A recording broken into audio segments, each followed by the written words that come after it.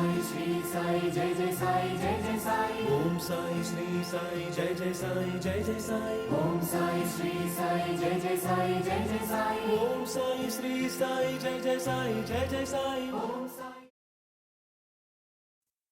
మనం అడిగే ప్రశ్నలకు సమాధానం చెప్పడం, మన సమస్యల్ని పరిష్కరించడం బాబాకు చాలా తేలికైన పని.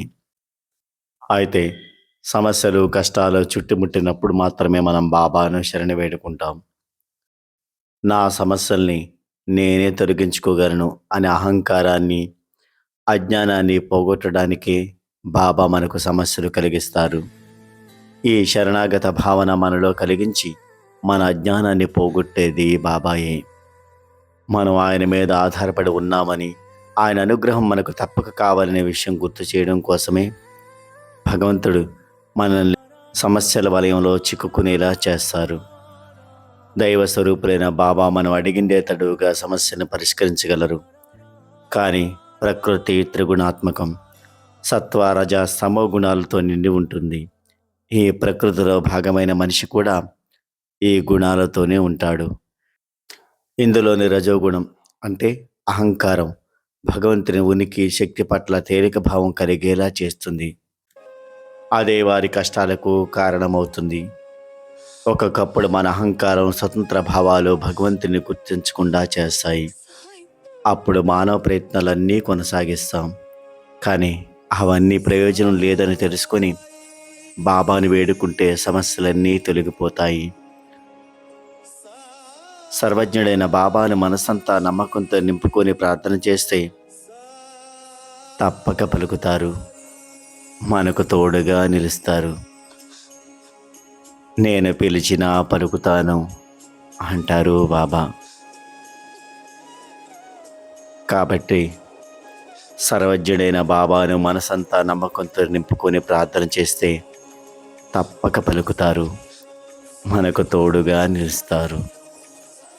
జై సాయిరామ్. ఓం శ్రీ సాయినాథాయ చరణం శరణం.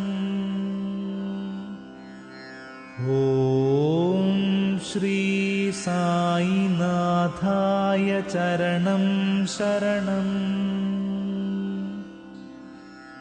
ఓం శ్రీ సాయినాథాయ చరణం శరణం.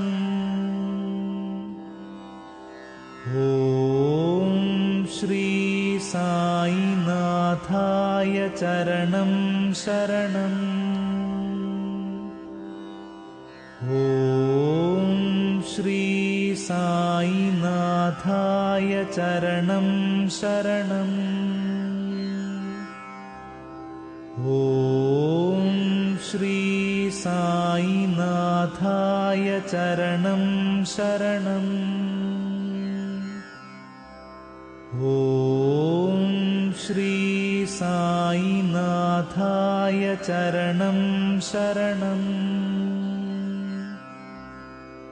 ఓం శ్రీ సాయినాథాయ చరణం శరణం. ఓం శ్రీ సాయినాథాయ చరణం శరణం. ఓం శ్రీ సాయినాథాయ చరణం.